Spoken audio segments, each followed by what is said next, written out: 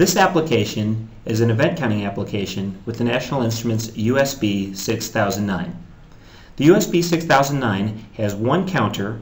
It's a 32-bit counter and can count at rates up to 5 megahertz. So let's first take a look at my setup. It's a very simple setup. I have a switch here that is wired into the input of the counter. That switch also goes and creates a circuit or closes a circuit back to the ground input of the 6009. So when I close the switch, we will count the falling edge of that event and we'll register that as an event count. So let's go right into LabVIEW, our graphical programming for setting up data acquisition applications. It makes setting up the simple things easy, but also is capable of expanding to complex applications. So the first and only thing that we're going to do on the front panel is click right, and we're going to drop down a numeric indicator. So we'll put this here, and our numeric indicator, we're going to make it a little bit bigger so that you can see it well, but this is just going to show us all of the different counts that we have accumulated over time. So that's our front panel. Let's go straight into the diagram, and now we'll add in the DAC Assistant, and we'll tell the DAC Assistant that in this case we do want to acquire signals, but we want to count events.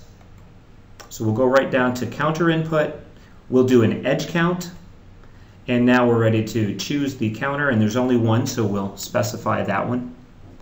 And at this point, we're ready to go. We just want to say, make sure it says one sample on demand, and it does, so we're good, and we'll click OK. And we're ready to go and wire this up. So now, out of the DAC Assistant will be our counter. And it's asking us a question here, do we want to put this in a loop? And the answer is yes, we would like to count over and over again. So we'll take our numeric value, we'll put it inside the loop, and then we'll take our count values and we'll wire it up to the numeric indicator. And at this point, our program is complete and we're ready to run. Let's go back to the front panel. We'll run this and our program is off and running. Now I'm going to reach over and I'm going to start clicking off events from my counter. Now occasionally you may see it jump.